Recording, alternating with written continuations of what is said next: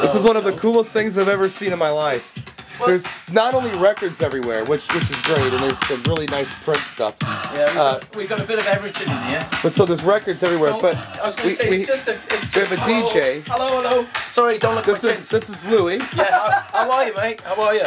Doing well. Good. But I'm very impressed with a lot of things. Okay, I'm glad to see that you like my little ancient setup. I do, but look ancient at this. decks. We have these ancient decks. Fine. Yeah, we'll call them vintage or classic. Yeah, vintage, antique even. Yeah, that'd be pretty. Look at the view this guy has while he's spinning records. He likes the view out of here. He's on the sea. On the coast. There's nothing between him and the sea except the road. Coast to coast. And he can sit here and spin while he enjoys watching the waves. While he enjoys the ocean. It's beautiful. beautiful. Oh, there you go. So yes, this is where I sort of relax and do a little bit of recreational mixing. And Louie, just tell everybody, can I just say, ladies and gentlemen, this is one of the guys that inspired me to become a DJ. Right. I wish you wouldn't. This guy, no. This guy, I used to just hassle him for tunes, and he used to let me have them. And you know what I'm so pleased about now and chuffed about is now it's favours turning around. Yeah. I'm now helping this guy. He's still helping me, yeah, but this guy originally, I mean, you know, years ago, tell them about the Captain's Cabin. All right. Right, the Captain's Cabin was the original, when, like I say, back in the 70s, we started out with what was called a foul deck. It was basically 2 cornflakes packets and a couple of turntables and an elastic band in it. Sure, and, why not? that's where we started. We started playing stuff like T-Rex, a lot of old reggae. It was mostly pop.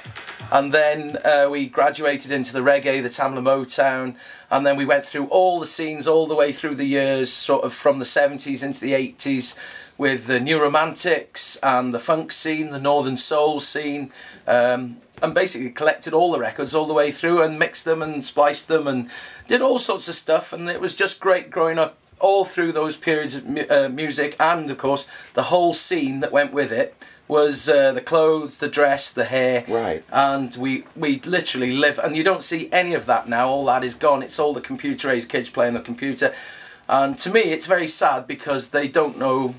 For people like me, who is now years old, and we just, well, I wish that they could have experienced what we experienced from an early age, from the age of 15. How long have you known Johnathan?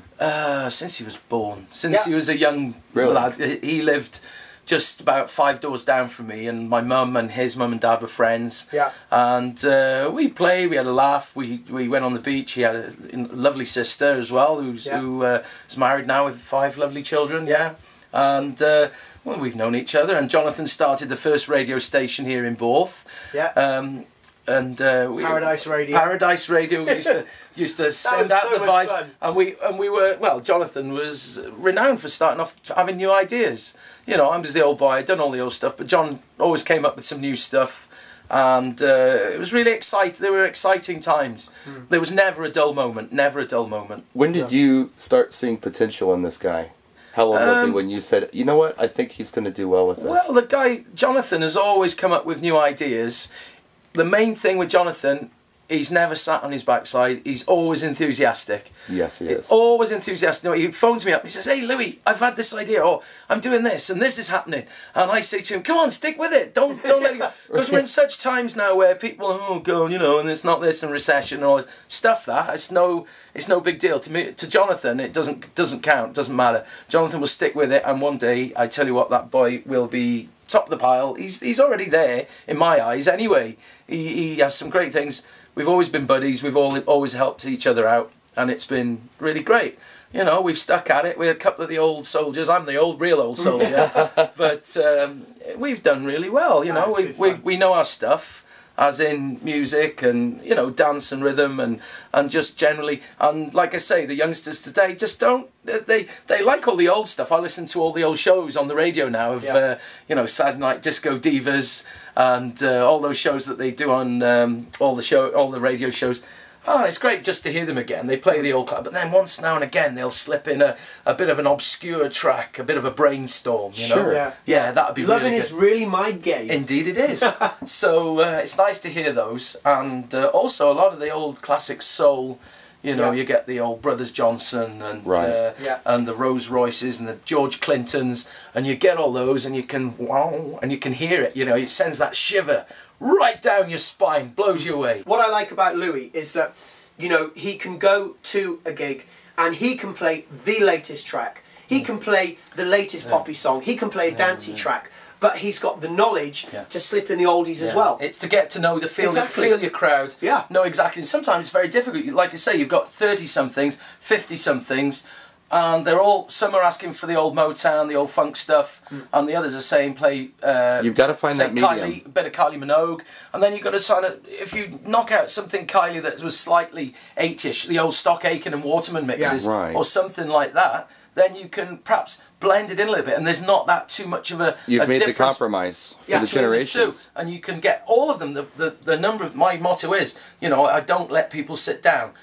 A good night is people dancing right from the beginning, right to the end. And if people come up to me at the end of the night and say, "Whoa, Louie, you blow us away. We've worn our legs out. We've had to go and get new hip replacements, or you know, we've got to go and lie down for a couple of days now because you've made us dance non-stop." And especially at Christmas time coming up now, I did that to a few last year, and they literally came up to me in the street and just said, "Hey Louie, you blew us away. We couldn't sit down. We just couldn't sit down while you were playing. The music just kept coming and coming and coming, and hit after hit.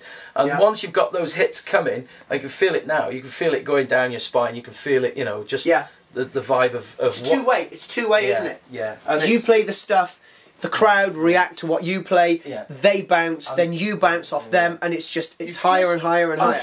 It's so nice to have a good crowd that will ask you for so many requests coming in, and then you can filter it out. It's really good. How often do you gig? Only once a week now. Only on Saturday night. Enough.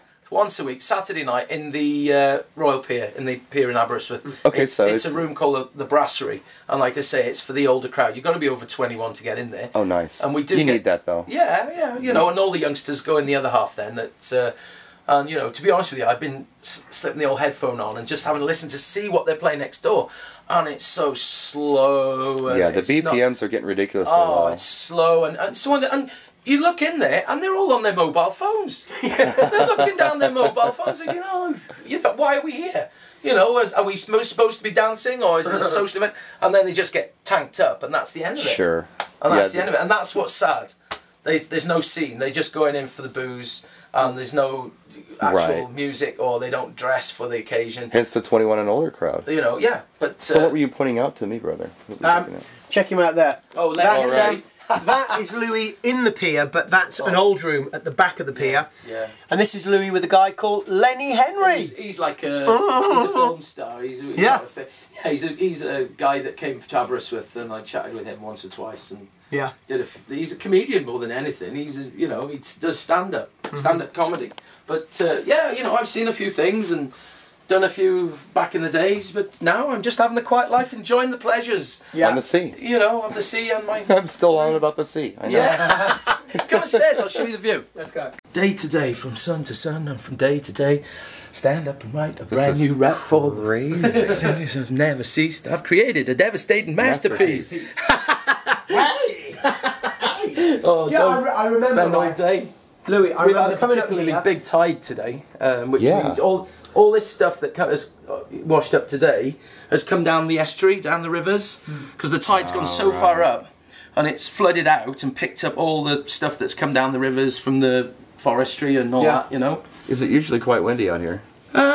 This summer, it's been another rough summer. We haven't had much boating or fishing. It's been very rough this year, again. This is beautiful, but, it's like postcard it's stuff. wild. This is real wild West Wales. Oh yeah. You know, on the seafront, and Johnathan up in as well. That's wild. Oh no. You have to watch out for the... No, edit that. What did you say? What? You don't want to say where he lives. No. Yeah. What did I say?